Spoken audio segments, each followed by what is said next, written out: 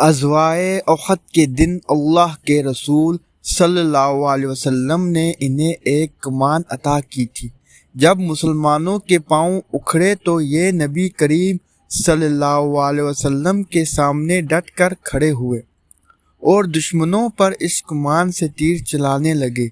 انہوں نے اس روز اس کمان سے اتنے تیر چلائے کہ وہ تیر چلانے کے قابل نہ رہی، پھر بھی یہ برابر آپ صلی اللہ علیہ وسلم کا بچاؤ کرتے رہے۔ جب مشرکوں کی طرف سے کوئی تیر یا پتھر آتا تو یہ خود کو سامنے کر دیتے۔ ایسے میں ایک تیر ان کی آنکھ میں لگا، ان کی آنکھ کا ڈھیلا باہر نکل کر ہتھیلی پر آ گرا۔ انہوں نے اسی حالت میں ڈھیلا نبی کریم صلی اللہ علیہ وسلم کے سامنے کر دیا۔ ان کی حالت دیکھ کر رسول کریم صلی اللہ علیہ وسلم کی آنکھوں سے آنسو جاری ہو گئے۔ آپ نے اس موقع پر فرمایا، اے اللہ، قتادہ نے تیری نبی کا بچاؤ اپنا چہرہ سامنے کر کے کیا ہے، تو اس کی آنکھ کو اچھا کر دے اور اس کی نظر کو تیز کر دے۔ یہ فرمایا اور اس ڈھیلے کو اٹھا کر آپ صلی اللہ علیہ وسلم نے اس کی جگہ پر رکھ دیا۔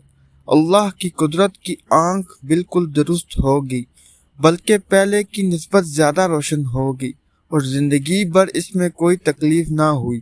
ایک رات آسمان پر گہرے بادل چھا گئے، مدینہ منورہ پر گہری تاریکی چھا گئی۔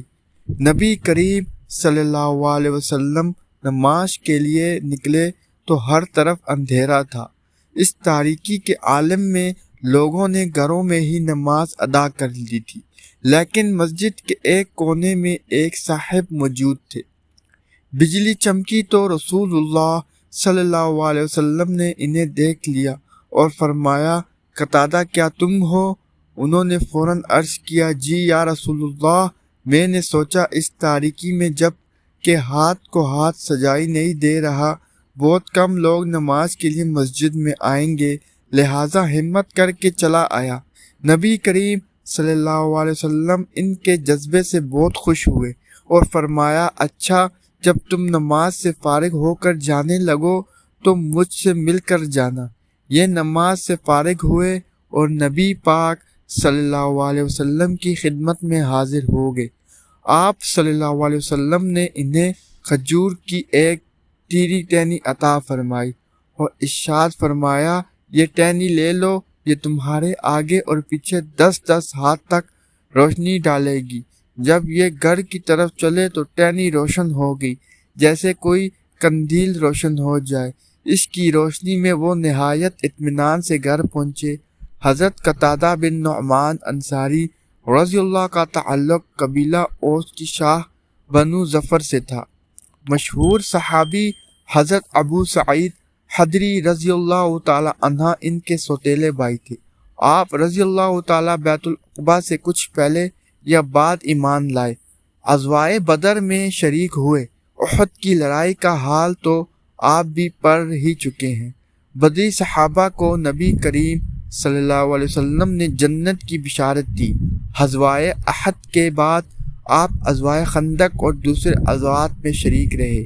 فتح مکہ کے موقع پر آپ 10,000 صحابہ کے مقدس گروہ میں شامل تھے۔ اس وقت ان کے قبیلے کا جھنڈا ان کے ہاتھ میں تھا۔ فتح مکہ کے بعد حسنین کی خونر لڑائی ہوئی۔ یہ لڑائی بنو حوازن اور بنو ثقیف کے جنگوں قبائل سے ہوئی تھی۔ ان کے بدبختوں نے بہت ہی سے مسلمانوں کو شہید کر کے طائف میں مکہ والوں کی جاگیروں اور باغات پر قبضہ کر لیا تھا اور کچھ دوسرے قبیلوں کو بھی ساتھ ملا لیا تھا۔ اس طرح یہ لوگ ایک بڑے لشکر کی صورت مکہ کی طرف بڑھے۔ نبی کریم صلی اللہ علیہ وسلم کو اطلاع ملی تو آپ 12,000 مسلمانوں کے ساتھ ان کے مقابلے کے لیے نکلے۔ ایسے میں لشکر کی بڑی تعداد دیکھ کر کچھ مسلمانوں کے منہ سے بے حیائی میں یہ الفاظ نکل گئے، آج کے دن ہمیں کون شکست دے سکتا ہے؟ اللہ تعالیٰ کو یہ الفاظ پسند نہ آئے، چنانچہ جوں نہیں اسلامی لشکر حسنین کی وادی میں داخل ہوا، وادی کے دونوں طرف چھپے ہوئے دشمن نے ان پر تیروں کی بارش کر دی۔ بنو حوازن یوں بھی غضب کے تیر انداز تھے، ان کی تیروں نے مسلمانوں پر قیامت ڈھا دی۔ پھر وہ اپنی جگہوں سے نکل کر ان پر ٹوٹ پڑے۔ اگلے دستے میں زیادہ تعداد مکہ کے نئے مسلمانوں کی تھی، وہ کھلا کر پیچھے ہٹے۔ اس سخت وقت میں رحمت العالمین صلی اللہ علیہ وسلم پہاڑ کی طرح جم کر کھڑے ہو گئے۔ صحابہ کرام رضی اللہ تعالی عنہ کی ایک مختصر سی جماعت آپ کے گرد کھڑی ہو گئی اور آپ کا بچاؤ کرنے لگی۔ اس مختصر سی جماعت میں حضرت قتادہ رضی اللہ عنہ بھی تھے۔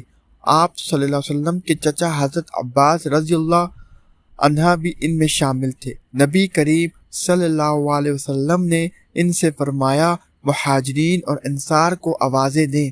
انہوں نے نعرہ تکبیر بلند کیا اور مہاجرین اور انصار کو پکارا۔ بس اس آواز کا کانوں میں پڑنا تھا کہ مسلمان پلٹ پڑے اور میدان جنگ کا نقشہ بدل کر رکھ دیا۔ حضرت قتادہ رضی اللہ تعالیٰ ان دن بھی غزوہ احد کی طرح جم کر لڑے۔ روم کے حاکم حبیل غسانی نے نبی اکرم صلی اللہ علیہ وسلم کے قاصد کو قتل کر دیا تھا۔ رسول اللہ صلی اللہ علیہ وسلم نے اس سے انتقام لینے کے لیے 3000 صحابہ کا لشکر روانہ فرمایا۔ لشکر کے سپہ سالار حضرت زید بن حارث رضی اللہ عنہ تھے۔ رومی مقابلے میں 2 لاکھ کے قریب فوج لے آئے۔ اتنی بڑی فوج کے ساتھ صرف 3000 صحابہ ٹکرائیں گے۔ زید بن حارث رضی اللہ عنہ کی شہادت کے بعد حضرت جعفر بن ابی طالب رضی اللہ عنہ نے کمان سنبھالی۔ ان کی شہادت کے بعد حضرت عبداللہ بن رواحہ رضی اللہ عنہ میدان میں آئے۔ ان کی شہادت کے بعد حضرت خالد بن ولید رضی اللہ عنہ نے کمان سنبھالی اور اپنے لشکر کو مشکل حالات سے لانے میں کامیاب ہوئے۔ اس لڑائی کا بدلہ لینے کے لیے نبی اکرم صلی اللہ علیہ وسلم نے اپنی زندگی کے آخری ایام یعنی 11 ہجری میں حضرت اسامہ بن زید رضی اللہ عنہ کی قیادت میں لشکر روانہ کیا۔ اس لشکر میں تمام بڑے صحابہ شامل تھے۔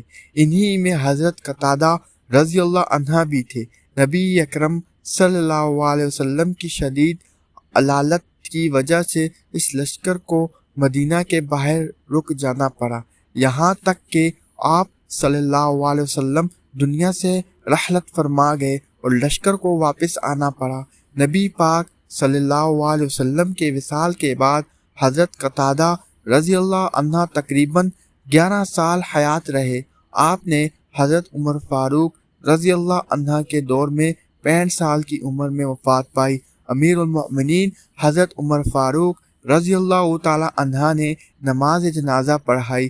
علمی لحاظ سے آپ کا مقام بہت بلند ہے۔ اکثر صحابہ ان سے دینی مسائل پوچھتے تھے۔ اللہ کی ان پر بے شمار رحمتیں ہوں، آمین یا رب العالمین۔ امید کرتا ہوں کہ آج کی ویڈیو آپ کو پسند آئی ہوگی۔ شکریہ آپ کا بہت بہت۔